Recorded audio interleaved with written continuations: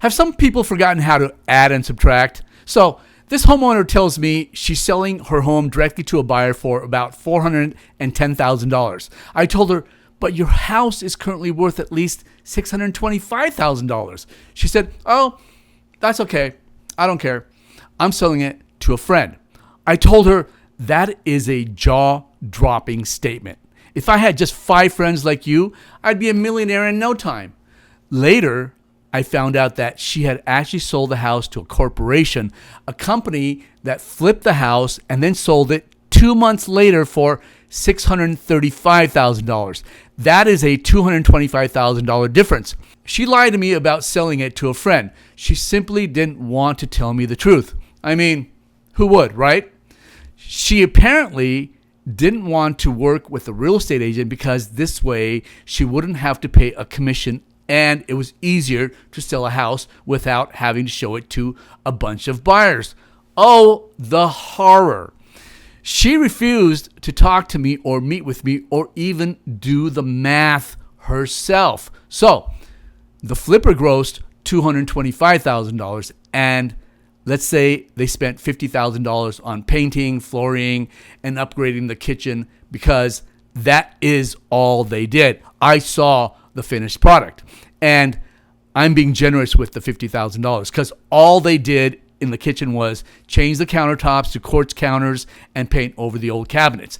In reality, I don't think they spent more than $30,000 in repairs, but let's use $50,000 as our number in repairs.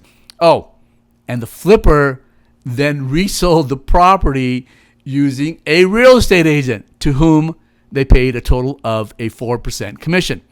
That is $25,400. And let's say their escrow and title costs were roughly $5,000. So that is a total selling cost of $30,500. And add that to the $50,000 in repair, and you have a total of $80,500. Subtract that from the flipper's selling price of $635,000, and you get $554,500. Now, how much was it that she sold her house for to the flipper? $410,000.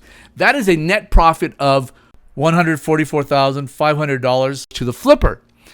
Even if her house needed paint and flooring and newer countertops in the kitchen and bathrooms, I could still have easily sold that house without doing any of those upgrades for, let's say, about $580,000. So at a 4% commission and roughly $5,000 in escrow and title costs using me to sell her house, this homeowner could still have made an additional $141,800. So please try and understand that as a real estate agent, I owe a legal fiduciary duty to you to sell your home for as much as I can. A flipper owes you no such duty. Is it really worth throwing away a couple of $100,000 because it requires a little more work to sell a home with a real estate agent? In some circumstances, it is worth using a flipper rather than a real estate agent. However, this is definitely one example where it was not.